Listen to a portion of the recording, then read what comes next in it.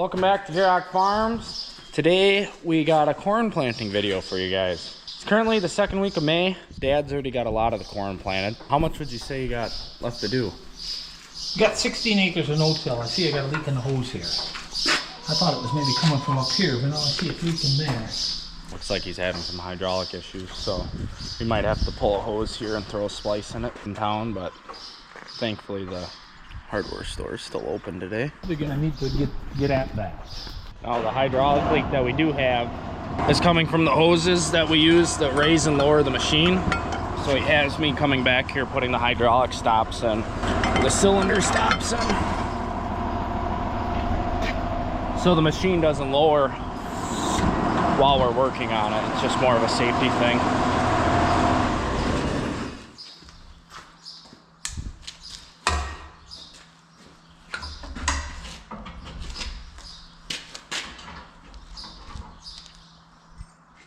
We'll get them. See, I just put a hose in here the other day. So here. Nope. It's this way. I want to say it's this back one here.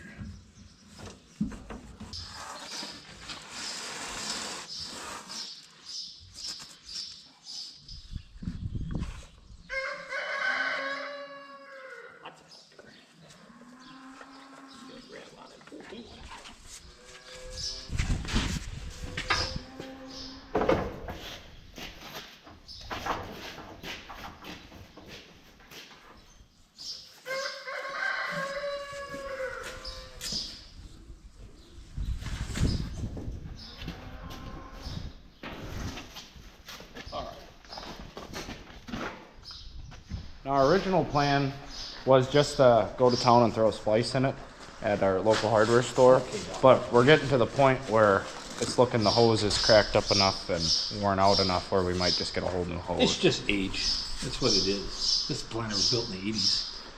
So, anyway, you know what? Let's, well, maybe we shouldn't take the end off yet. We'll make sure that they, because typically their warranties are better if you just buy a hose from them and they put their ends on. But if you bring an old hose in, they're kind of like, they can't guarantee that that splice is going to hold up on old hose. Okay, dog. All right. So Mason's going to go take care of this. I'm going to prepare this planter.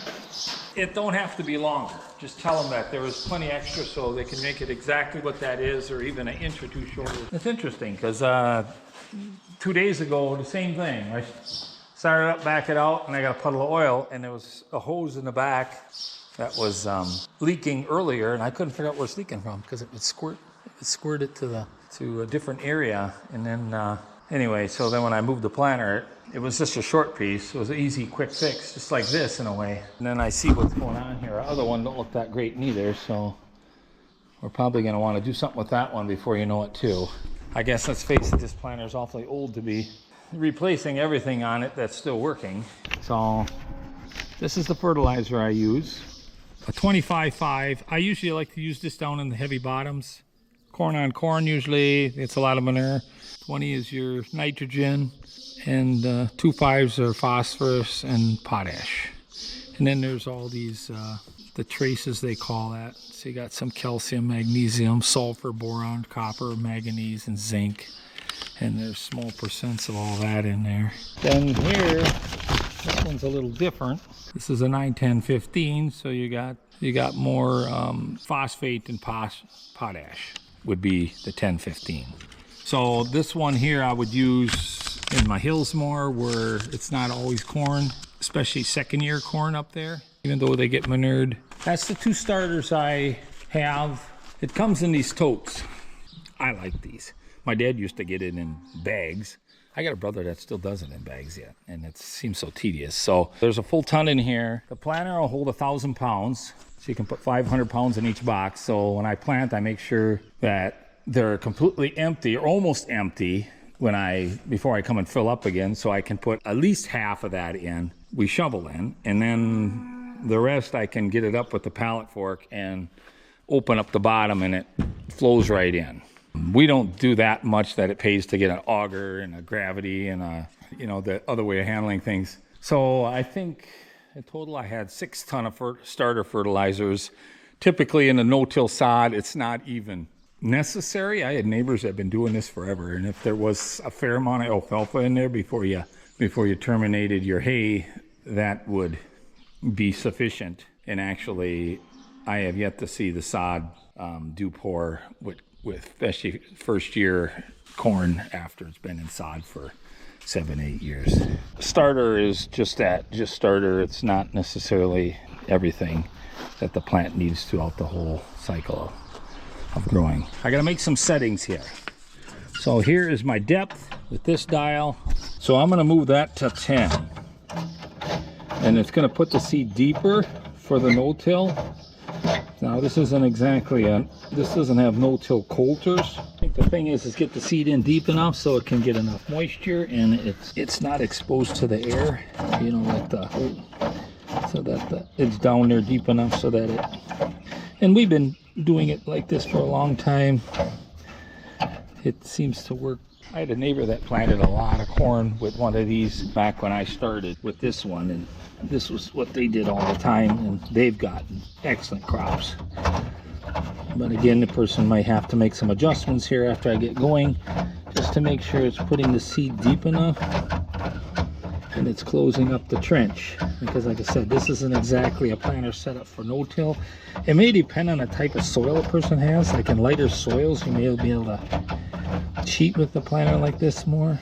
See, so I set it at that number 6 on the tilled fields. And once in a while I might have to put it a little deeper. If it, like this year, it was a little dry in some spots where I planted already. Anyway, very easy to set that. These are the closers. So the seed comes out of here. So you got your, so what we're gonna have to do here is I gotta pull out that little cotter pin and push these down further so that they put more pressure to close the 2 adjustments I make. I gotta put my seed depth up to 10 and then I gotta put this in the bottom hole.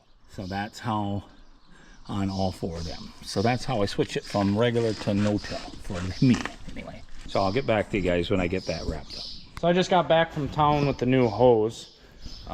We still got to put our adapter on it yet.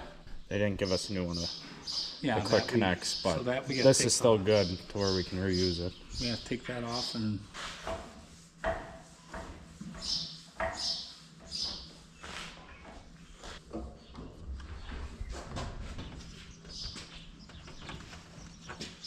here, get the zip tie right there. I'll hold it where I want it here. Put at least 2 of them here. Put them together here. Speedy. Here.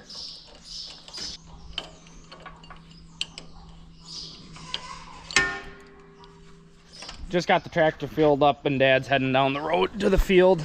He has me and the skid steer tendering him the rest of the corn seed along with a little bit of starter fertilizer yet. For this first field, he plans on using the rest of the starter, and then on the other field later today, whatever he has left he'll put on, but otherwise he's not as worried about that field getting starter quite as much.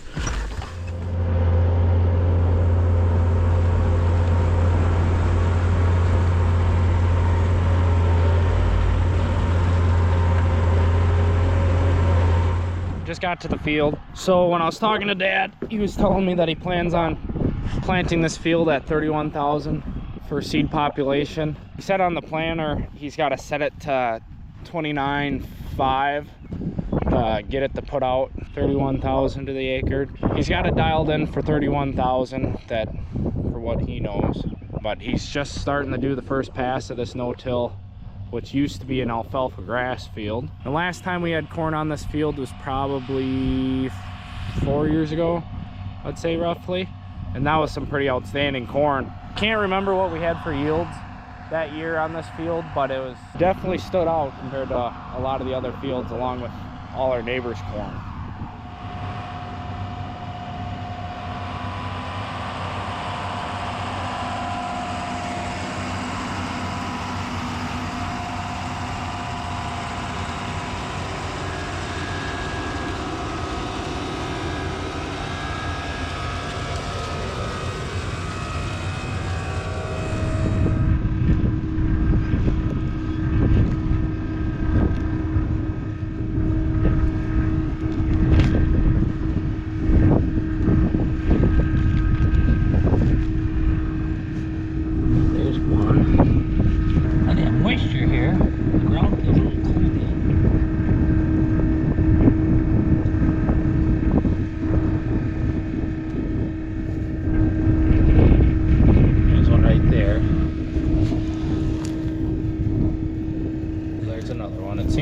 definitely Think had a it'll be good okay? seed depth.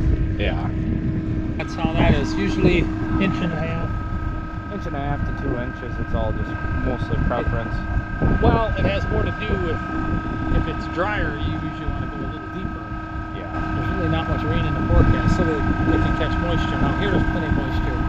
The other field I did go a tad deeper than normal just because of the soil was getting real powdery towards the surface. So it's not super dry here, but generally if it's drier, just you see just a little deeper. See them on the, they're stuck to the drum. I can feel air coming out.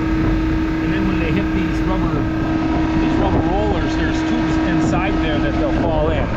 And then that noise you hear, that's the actual fan that's making the pressure.